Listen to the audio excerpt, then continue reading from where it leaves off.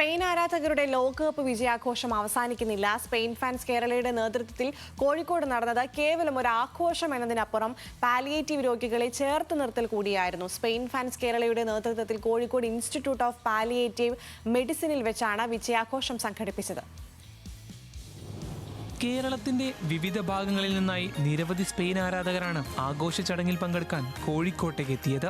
Spain fans കേരളയുടെ നേതൃത്വത്തിൽ Kozhikode institute of palliative മെഡിസിനിൽ വെച്ചാണ് വിജയാഘോഷവും സ്നേഹവിരുന്നും സംഘടിപ്പിച്ചത്. ചടങ്ങിൽ പാലിയേറ്റീവിലെ രോഗികളും കൂട്ടിരിപ്പുകാരും പാലിയേറ്റീവ് അംഗങ്ങളും പാലിയേറ്റീവ് ഫുട് പ്രിന്റ്സ് അംഗങ്ങളും വോളണ്ടിയേഴ്സും പങ്കാളികളായി.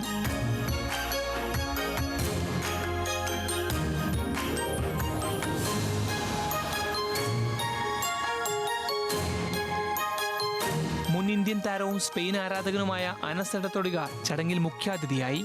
നമ്മൾ ആരോടും വാക്കുതർക്കങ്ങളിലൂടെ സത്യത്തിൽ പോകാറില്ല. അത് ഫുട്ബോളിലൂടെ, അതിൻ്റെ ടെക്നിക്കിലൂടെ, അതിൻ്റെ ടാക്ടിക്കിലൂടെ സത്യത്തിൽ ഫുട്ബോളിനെ കീഴടക്കിയ ഒരു രാഷ്ട്രമാണ് സ്പെയിൻ.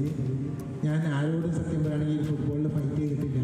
എന്നും അർജന്റീനയും ബ്രസീലും എന്നും വായിക്കണം. പിന്നെ അവർക്കുള്ള ഏറ്റവും വലിയൊരു പ്രശ്നം നമ്മളോട് കളിക്കുക, അല്ലെങ്കിൽ ഫ്രാൻസ് ആയിരുന്നു അവർ ഏറ്റവും വലിയൊരു ശക്തി എന്നുള്ളതാണ്. നമ്മളെ സത്യത്തിൽ അവർ കെയർ ചെയ്തില്ല. നമുക്കും വേണ്ടത് അത് തന്നെയാണ്. നമ്മളാരും കെയർ ചെയ്യരുത്. നമ്മളെങ്ങനെ ഫൈനലിൽ എത്തുന്നു, ചാമ്പ്യൻഷിപ്പ് അടിക്കുന്നു.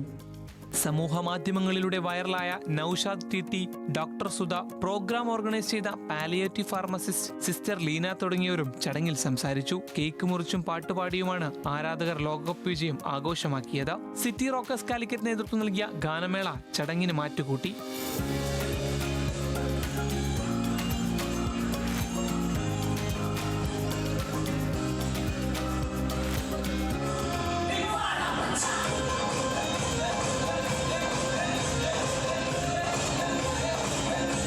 ചടങ്ങിൽ സ്പെയിൻ ഫാൻസ് കേരള വീൽചെയറും നെബുലൈസറുകളും പാലിയേറ്റീവിന് കൈമാറി. കഴിഞ്ഞ 5 വർഷത്തിനിടെ കേരളത്തിൽ നിരവധി ചാരിറ്റി പ്രവർത്തനങ്ങളാണ് സ്പെയിൻ ഫാൻസ് കേരള സംഘടിപ്പിച്ചത്. വരും നാളുകളിലും ഈ ചേർത്ത് നിർത്തൽ തുടരാനാണ് സ്പെയിൻ ആരാധക കൂട്ടായ്മയുടെ തീരുമാനം.